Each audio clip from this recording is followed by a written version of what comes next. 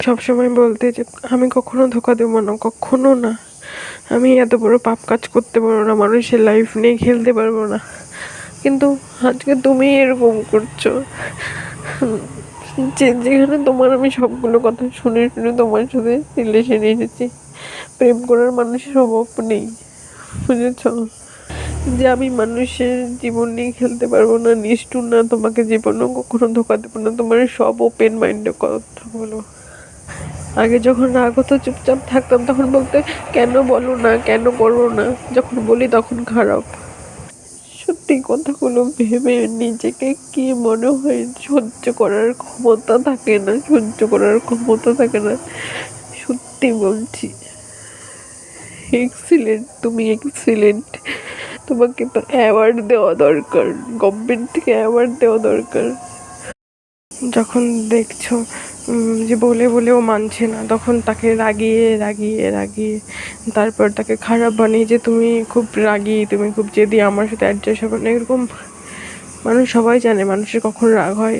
মানুষকে গরম জল ঢাললে তার গরম লাগবে স্বাভাবিক, ঠান্ডা জল ঢাললে তার ঠান্ডা লাগবে স্বাভাবিক, তো তার আঘাত দিলে তার কষ্ট হবে স্বাভাবিক, তো সেই এরকমই। তো কিন্তু না, তুমি সেটাকে আমাকে আমার দিক থেকে নেগেটিভ বানিয়ে বানিয়ে বানিয়ে মানে আমাকে খারাপ বানিয়ে বানিয়ে দূরে যাওয়ার চেষ্টা করছো। সত্যি এক্সিলেন্ট, এক্সিলেন্ট। তোমাকে নোবেল পুরস্কার দেওয়া দরকার, নোবেল পুরস্কার দেওয়া দরকার। আমার ইমোশন নিয়ে তুমি খেলেছ, যে জানো যে ওর সাথে ইমোশনালি কিছু কথা বলে ও গলে যায়। আর ব্লকের কথা বলছো, ব্লক ব্লক খোলার পরে আমি প্রত্যেকটা বার একই কথা বলি, যে রাগ হয়, ঝগড়া হয়, তখন খুব রাগ হয়, পরে আর থাকতে পারি না। সেটা তুমি ভালো করে জানো, নিজে নিজে মুখে বলেছো যে তুমি আমাকে ছাড়া কোনোদিন থাকতে পারবে না। আর আজকে এখন বলো ভালোবাসা টালোবাসা নেই, কোনোদিন ভালোই বাসনি। সত্যি আমার সহ্য করার ক্ষমতা হারিয়ে ফেলেছি আমি।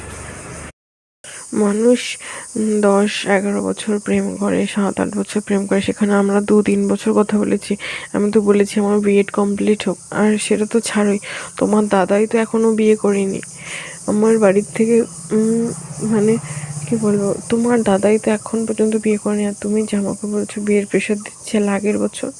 তাহলে এগুলো কি ঠিক আছে? তোমার দাদা বিয়ে করেনি, বিয়ে করুক, বা তুমি তুমি তাহলে কেন চলে যাচ্ছ? আমি তো বলছি না এখনই করে নাও, তো তুমি কেন চলে যাচ্ছ? আমি মেন কথা বলছি, তুমি ছেলে ছেড়ে চলে যেও না, আমি তোমাকে ছাড়া থাকতে পারি না, সত্যি বলছি।